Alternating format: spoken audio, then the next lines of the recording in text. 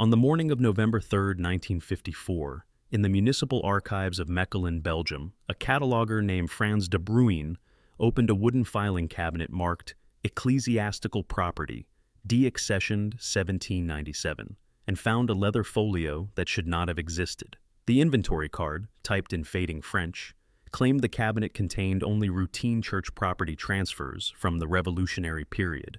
Inside the folio lay a technical schematic dated 1486, depicting not bells, but what the anonymous draftsman had labeled resonance chambers for civic alignment. The drawing showed a tower cross-section, with measurements marked not in traditional units, but in ratios, 32, 54, 85, time 400s, and a handwritten note in the margin read, "The population reports improved temperament during extended cycles." No further explanation appeared on the page. The official histories of Mechelen's famous Carillon made no mention of temperament, alignment, or cycles. De Bruijn photographed the schematic with a borrowed camera, replaced the folio exactly as he had found it, and said nothing to his supervisor. The photograph survived. The folio, when De Bruijn returned 3 weeks later to examine it more carefully, had vanished from the cabinet entirely. Carillons, those massive arrays of tuned bronze bells housed in towers across European cities, are understood today as musical instruments, civic pride given voice through programmed melodies that mark the passage of hours. This is the official narrative, preserved in tourism brochures and conservatory textbooks. Yet the historical record contains persistent contradictions. Installation records from the 15th and 16th centuries describe carillons using language that seems curiously precise for mere ornamental instruments. A Flemish municipal ledger from 1518 allocates his funds not for bells, but for frequency apparatus for population regulation, a phrase crossed out in different ink and replaced with tower bells for time announcement.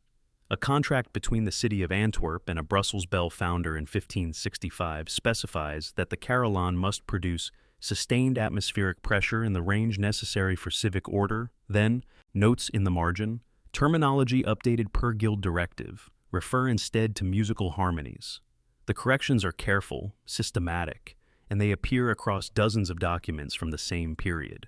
In a grainy photograph taken in the Foundry district of Leuven in 1891, a massive bell hangs suspended from a timber gantry, its surface still rough from casting. 5 workers stand beneath it, looking upward. The bell's diameter measures approximately 2 meters, and its weight, according to the Foundry's production log, exceeded 4,000 kilograms. This bell was never installed in a church. Municipal records indicate it was commissioned for the city's new Carillon Tower, completed in 1893, yet the tower's architectural plans show a chamber with acoustic characteristics unlike any conventional bell tower. The walls are lined with concentric niches carved into solid limestone, each niche measuring precisely 34 centimeters deep, a dimension that acoustic engineers would later recognize as optimal for reinforcing frequencies near 250 Hz. The official dedication ceremony in June 1993 describes the carillon as an instrument of public harmony, and the mayor's speech references the stabilizing influence of regular tonal cycles on the urban temperament. No one in the assembled crowd appeared to find this language unusual. By March 1920, in Bruges, a city engineer named Peter Janssens was tasked with surveying the municipal Carillon Tower for structural repairs. While examining the bell chamber, Janssens noticed something the original architects had not disclosed in their public plans. Behind the bronze bells hung a series of curved metal plates, positioned to reflect sound downward and outward in specific directions. The plates were adjustable, mounted on iron brackets that allowed their angles to be changed.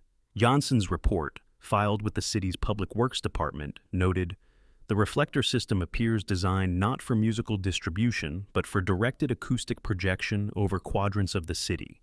Adjustment mechanisms suggest intentional targeting of residential districts." 3 months later, a second report appeared in the same file, authored by a different engineer, stating that Janssens had misunderstood the reflector's purpose. They were simply part of the bell-hanging apparatus. Janssens' original report remained in the file, but someone had stamped it, superseded, disregard. Janssens himself had transferred to a different department by summer and never wrote about the carillon again. The bells themselves contain the first measurable evidence. Modern acoustic analysis, conducted quietly by a Swiss research institute in 2003, examined the frequency profiles of historical carillon bells across 7 European cities. The study was never widely published. It appeared as a working paper in an obscure technical journal and was later removed from the journal's online archives. Time 500ms, though copies circulate among researchers who know where to look. The findings described a pattern. Carillon bells were tuned not only to produce musical notes, but to generate overlapping frequencies in the range of 7 to 13 Hz, well below the threshold of conscious hearing, but within the range that human physiology registers as vibration. The frequencies matched those known to influence brainwave states. At 7.83 Hz, the resonance aligns with the Earth's natural electromagnetic frequency, sometimes called the Schumann resonance, which studies have linked to states of calm alertness. At 10 Hz, the frequency corresponds to alpha brainwave patterns associated with relaxed focus. At 13 Hz, the upper boundary of alpha waves, the threshold of active cognition. The carillon bells were producing these frequencies continuously, not as byproducts of musical tuning, but as primary design features. The study's conclusion, later redacted from the published abstract, stated, "The evidence suggests intentional psychoacoustic engineering." On a cold afternoon in February 1967, in the basement of Utrecht's Central Library, a graduate student named Marta Vos was researching the history of public health initiatives when she discovered a pamphlet printed in 1823 by the Utrecht Municipal Health Board. The pamphlet, titled "On the Civic Benefits of Regular Acoustic Cycles," argued that cities with functioning carillons experience fewer incidents of public disorder, lower rates of melancholia, and improved workplace productivity compared to cities without them. The pamphlet cited no studies, offered no mechanism of action, and concluded with a recommendation that all cities of sufficient size should install carillons for the atmospheric benefit of the population. Voss found the pamphlet's claims bizarre and made a photocopy, intending to include it in a paper on 19th-century pseudoscience. When she returned to retrieve the original pamphlet 2 days later, the library's catalog no longer listed it. The call number she had written down now corresponded to a completely different document, a collection of trade guild regulations from 1654. The librarian insisted there had been no pamphlet matching Voss's description. Voss still has the photocopy. The architectural placement of carillon towers follows a pattern that becomes visible only when viewed across multiple cities. In Ghent, the belfry stands at a point equidistant from the city's 4 major residential quarters. In Bruges, the tower occupies the geometric center of the medieval city limits. In Antwerp, Leuven, and Mechelen, the same principle applies. Carillon towers are positioned not for visibility or symbolic prominence, though they achieve both, but for acoustic coverage. Sound radiates outward from these towers in expanding circles, and the city's layouts ensure that the majority of the population lives within a 2-kilometer radius, the effective range for low-frequency transmission through urban environments. Maps from the 16th century show city planners already considering bell range when approving construction in new districts. A Ghent city planning document from 1578 prohibits new residential construction beyond the 3rd bell line, a term never defined in the document itself but apparently understood by the city council that approved it. Inside the bell chamber of the Carillon at St. Rumbold's Cathedral in Mechelen, the largest in Belgium, the air pressure changes when the bells ring. Visitors who have stood in the chamber during a performance, few are allowed, and only with hearing protection, report a sensation described variously as fullness in the chest, a gentle pressure behind the eyes, and a vibration felt in the sternum. One acoustic technician, present during a 2011 maintenance inspection, wore a sensor array that recorded not only sound pressure levels, which exceeded 120 decibels, but also infrasonic vibrations at frequencies below 20 Hz. The data showed pulses at 7.5, 10.2, and 12.8 Hz, sustained for the duration of the performance, which lasted 18 minutes. The technician's report noted, "The chamber functions as a resonance amplifier for subaudible frequencies. The effect would be detectable throughout the surrounding 2-kilometer radius." The cathedral's administration filed the report without comment. By 1650, some 300 Malms Carillon construction had become a matter of civic competition among Flemish cities. Larger bells, more complex mechanisms, greater range and volume. Each city sought to outdo its neighbors. Yet the competition was not purely aesthetic. A letter from the Bruges City Council to the Antwerp Guild of Bell Founders, dated August 1651, requests a carillon of sufficient power to ensure atmospheric influence over the expanded city boundaries. The letter continues, "Our physician advises that the current installation no longer provides adequate coverage for the growing population, and we observe increased restlessness in the outer districts."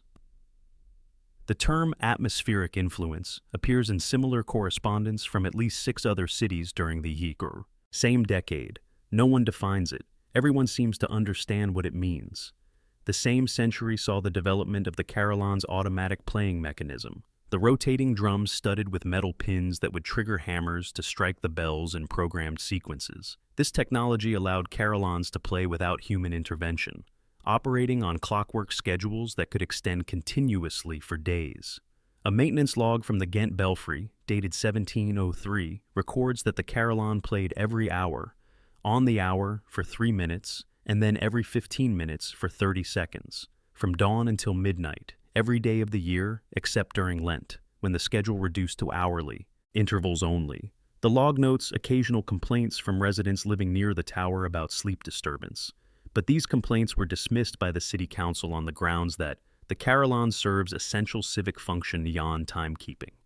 The nature of that function is not specified. On a wet morning in October 1884, the London journal The Engineer published a brief article describing a visit to the Antwerp Carillon Tower. The author, identified only as a correspondent, wrote, "One is struck by the peculiar design of the bell chamber, which resembles less a musical instrument's housing than a laboratory for acoustic experiments. The walls are lined with adjustable panels of unknown purpose, and the bells themselves are suspended in a geometry that defies traditional campanology. When questioned, the tower's curator offered only that the design followed principles established by the founding guild, and declined further explanation. The article appeared once, was never reprinted, and the journal's archives show no record of the correspondent's name. In the town of Aalst, 20 kilometers from Brussels, the Carillon Tower was destroyed during the First World War. German artillery shattered the structure in August 1914, and the bells, some dating to the 16th century, were lost. After the war, the city council debated reconstruction. Minutes from a council meeting in June 1920 record a discussion about whether the new carillon should follow traditional specifications or modern acoustic standards. A council member named Edouard Melis argued that the city has functioned without the carillon's influence for 6 years, and we have observed no measurable decline in civic order or public health. Another member, whose name is redacted in the minutes, responded that the absence of the carillon has coincided with labor unrest, increased reports of nervous disorders, and general malaise, all of which the medical establishment attributes to post-war trauma, but which may have other contributing factors. The council voted to reconstruct the carillon according to traditional specifications. The new tower was completed in 1923. By the late 20th century, the practice of carillon playing had become a specialized musical discipline, taught at conservatories and performed by trained carillonneurs who viewed themselves as artists, not operators of civic infrastructure. The language around carillons had shifted entirely to musical and cultural heritage terminology. Documents from the 1400s through the 1800s that referenced atmospheric influence, civic alignment, frequency apparatus, and population regulation were either archived in obscure collections or had disappeared altogether. The few researchers who encountered such documents often assumed they were reading metaphorical language or mistranslations. Yet the physical evidence remained unchanged. The towers still stood at geometrically optimal positions. The bells still produced overlapping infrasonic frequencies. The chambers still amplified and directed sound across precise urban quadrants. In 2007, a team of urban planners in Ghent conducted a study on noise pollution and proposed restrictions on the carillon's operating hours. The proposal suggested limiting performances to once per day rather than the current schedule of hourly and quarterly chimes. The proposal was submitted to the city council, debated briefly, and rejected without explanation. A follow-up petition from residents living near the belfry, requesting at minimum a reduction in nighttime chiming, was also denied.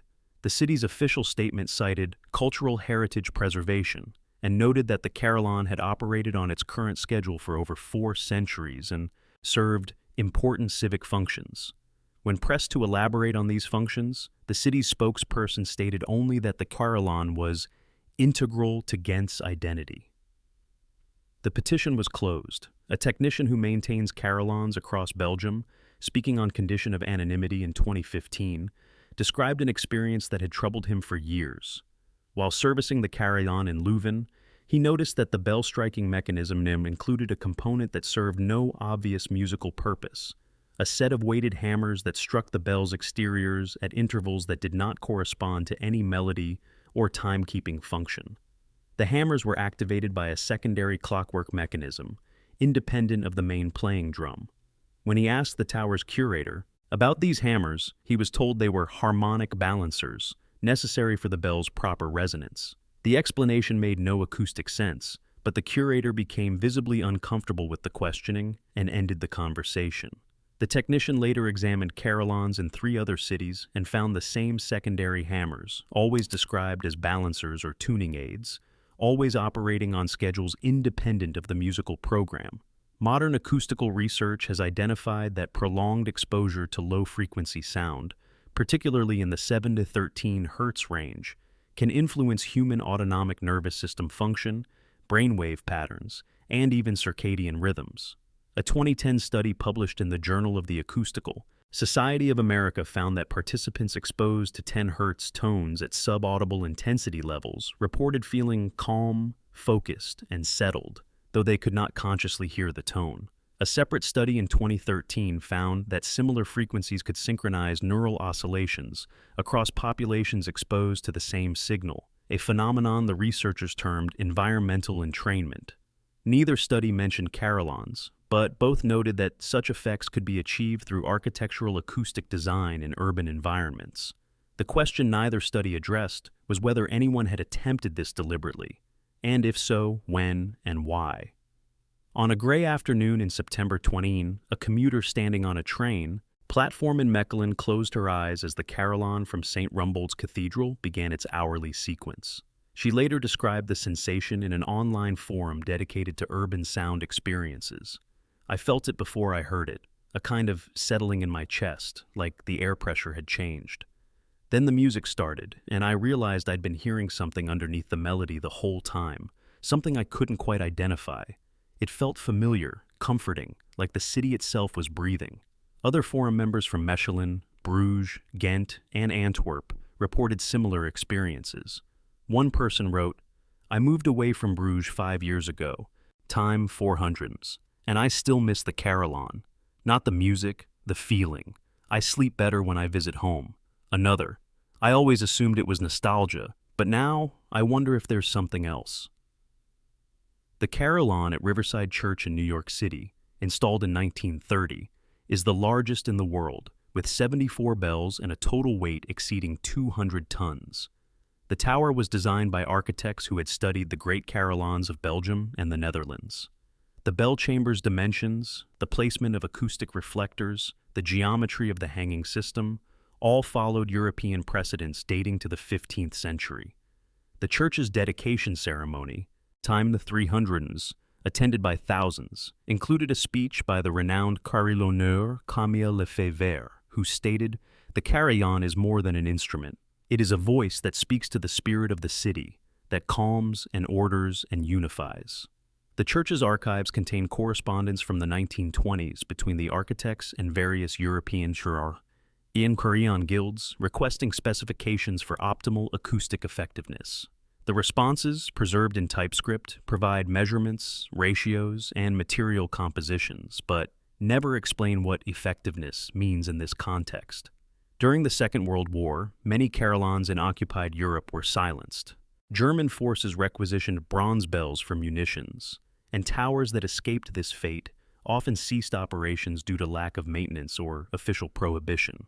In Bruges, the carillon was silent from May 1940 until September 1904. A local doctor's diary from that period, published posthumously in 1987, contains an entry from December 1942. The city feels different without the bells. Patients report more frequent insomnia, headaches, a general sense of unease. I have begun prescribing sedatives at twice the pre-war rate. Perhaps it is merely the stress of occupation, but I cannot help noticing that the complaints began only after the Carillons stopped, not after the occupation began. The diary was reviewed as a historical curiosity, the doctor's observation attributed to wartime anxiety and coincidence.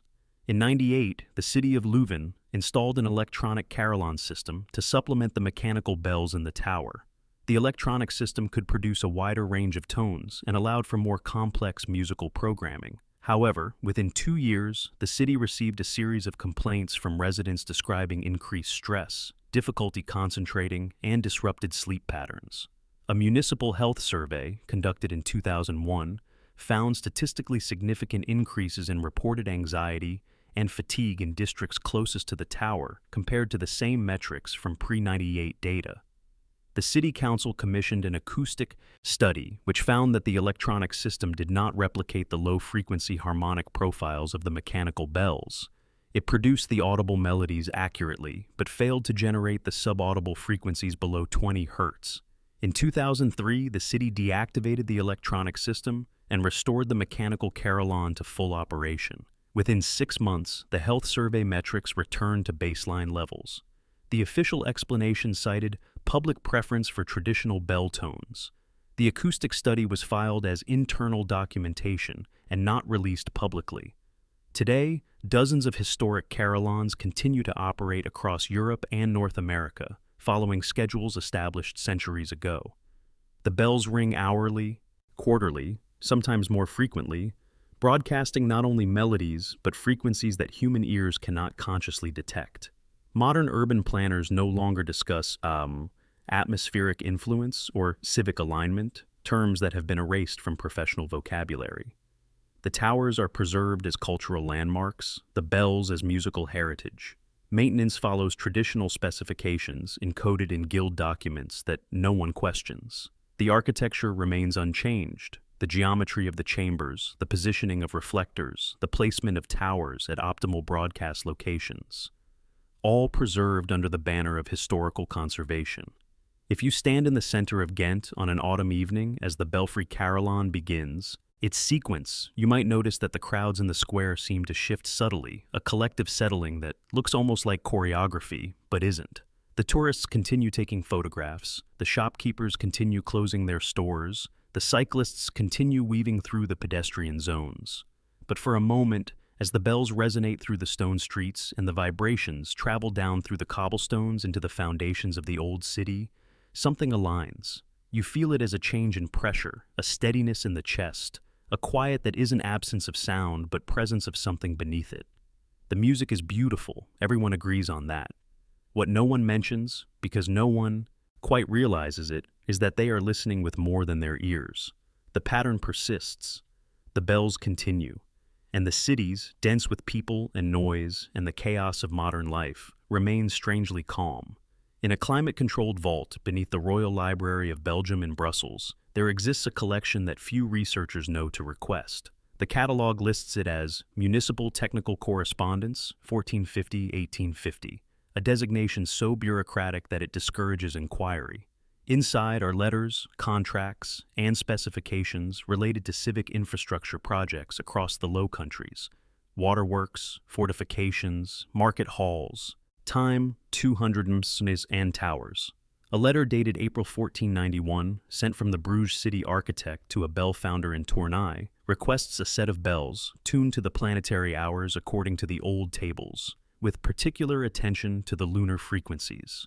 The term planetary hours refers to an ancient timekeeping system that divided day and night into 12 segments each, their lengths varying with the seasons. The lunar frequencies are not explained. Another document, a contract from 1523 between Antwerp and a consortium of bronze casters, specifies that the bells must be cast during the waxing moon, cooled during the waning, and tuned when the moon stands full. The contract includes a penalty clause for non-compliance, substantial sum that suggests this was not mere superstition, but technical requirement. The moon's gravitational influence on Earth is measurable and well documented, primarily through tidal effects. Less discussed is its potential influence on human physiology, a subject that occupies an uncomfortable space between folklore and emerging science. Several studies conducted in the 1980s and 90s found correlations between lunar phases and human sleep patterns, psychiatric hospital admissions, and even workplace accident rates, though these findings remain controversial and debated. What is not debated is that the moon's position affects the Earth's magnetic field in subtle but measurable ways. And if carillon bells were indeed designed to produce frequencies that resonated with the Earth's natural, electromagnetic patterns, then timing their casting and tuning to lunar phases might not be mysticism but precision engineering. A metallurgical analysis conducted on bronze fragments from a 16th century bell, destroyed in a fire in Leuven in 1914, revealed an unusual alloy composition.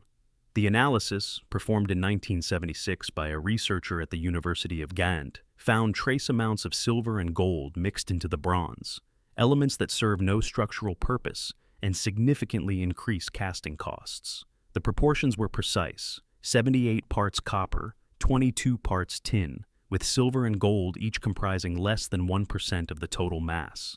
The researcher noted that these proportions matched those described in medieval alchemical texts for creating harmonious metal, a substance purportedly capable of receiving and transmitting celestial influences.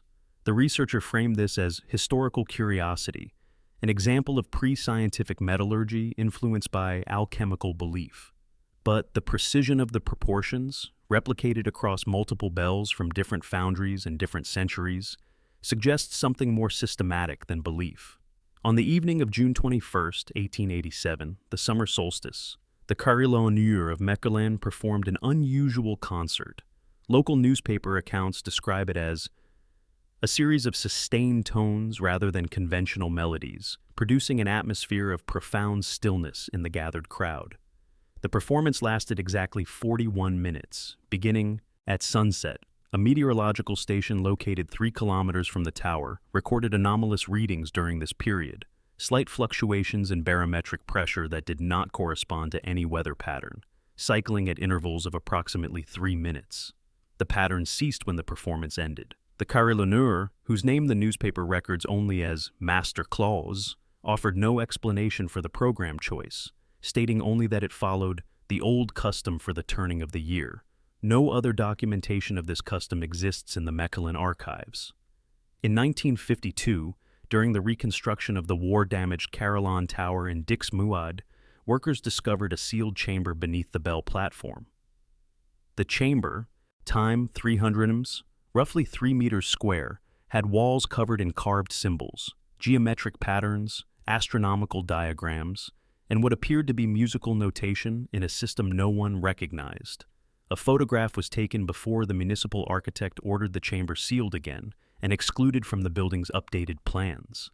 The photograph shows a central diagram, a circle divided into 12 sections, each marked with a different symbol and connected by intersecting lines forming a star pattern. Around the circle's perimeter, someone had carved a phrase in Latin, Consonantia mundi per metalla ordinata, the harmony of the world ordered through metals. The municipal architect's report describes the chamber as a historical oddity of no structural significance, and the photograph was filed without further analysis. The chamber remains sealed. Modern bell founders who maintain the traditional casting methods, and there are only a handful left in Europe, describe a process unchanged since the Renaissance. The molds are still made from clay and horsehair, still dried over slow-burning fires, still assembled according to ratios that determine not just the bell's dimensions, but its acoustic properties. One founder, interviewed in 2012 for a documentary about traditional crafts, mentioned almost casually that the clay for the molds must be sourced from specific quarries. Not just any clay will do, he explained. It has to have the right mineral content, the right density. The old contracts specified which quarries could supply the clay, and we still use the same sources today. When asked why mineral content mattered for a mold that would be destroyed after casting, he paused, then said, "It affects the resonance. The bell has to be born from the right earth." The concept of the right earth appears in alchemical and hermetic traditions dating back to late antiquity. The idea that materials retain the properties of their origins, that location and composition are not merely physical, but carry informational signatures. Modern physics recognizes that all matter has vibrational properties, that atomic structures oscillate at specific frequencies, and that these frequencies can interact and interfere with one another. A bell cast from bronze containing trace silver, shaped in a mold of mineral-rich clay from a specific quarry, tuned according to planetary hours, and positioned in a tower designed to amplify and direct its resonance. Such a bell would be not just an instrument, but a transducer, converting intention into physical effect through vibrational mechanics. In the spring of 2004, a group of acoustic physicists from Delft University of Technology conducted an unauthorized study of the Bruges Carillon. They positioned sensors throughout the city center, measuring sound pressure levels and frequency distributions during several scheduled performances. The study was unauthorized in the sense that while they obtained permission to place sensors for urban acoustics research, they did not disclose their specific interest in subaudible frequencies. Their data revealed what they described in their unpublished notes as a standing wave pattern centered on the tower and extending roughly 2 kilometers in all directions, with nodes of maximum intensity corresponding to major public squares and residential clusters. The frequencies generating this pattern ranged from 7 to 14 Hz. The standing wave remained stable for approximately 15 minutes after each carillon performance ended, gradually dissipating as the bell's physical vibrations ceased. The researchers noted, this suggests the architecture of the city itself acts as a resonance cavity, sustaining the frequencies beyond the duration of the initial impulse. They never published their findings. When contacted by a science journalist in 2009, the lead researcher said only, "We decided the implications were outside the scope of our expertise." The implications would be that cities with historic carillons are not merely influenced by the bell's broadcasts, but architecturally designed to sustain that influence. That the stone buildings, narrow streets, and public squares function as components in a system of civic acoustic regulation, whether or not the planners articulated it in those terms. The evidence, scattered across archives and embedded in still functioning structures, suggests they did precisely that. A visitor to Ghent in 23, writing in a travel blog, described an experience in Saint-Eustache, Bavo's cathedral, while the carillon in the nearby belfry was playing. "I was standing in front of the Van Eyck altarpiece," the visitor wrote, "and as the bells started, I felt this overwhelming sense of, I don't know how to describe it, connection, clarity. Like everything in the cathedral, the art, the architecture, the light through the stained glass, suddenly made sense as a unified whole. The feeling lasted the entire time the bells were ringing and faded slowly after they stopped. I'm not religious, but I understood in that moment why people built these places." The comment received dozens of replies from other visitors reporting similar experiences, not just in Ghent, but in Bruges, Mechelen, Antwerp, always in proximity to carillon towers, always during performances. The bells continue their schedules, unchanged across centuries. Technology has advanced, cities have modernized, populations have grown and changed, but the carillons maintain their presence as they always have, hourly, quarterly, marking time, and, perhaps, doing something more. The terminology has evolved. What 15th century documents called civic alignment and 18th century physicians termed atmospheric influence might now be discussed, if it were discussed at all, as environmental psychology, urban acoustics, or architectural neuroscience. The mechanism would be the same, only the language changes. If history is written by those who survive to write it, then what survives in the towers of Europe is not a history, but a practice. One that never stopped, never required justification, because it was never questioned, never needed to explain itself because it hid in plain sound. The bells ring, the cities breathe, and somewhere in an archive, a document waits to be found or to remain forgotten, describing in careful script what everyone knows without knowing: the purpose of the tower, the function of the bells, time 600s, the reason the pattern persists,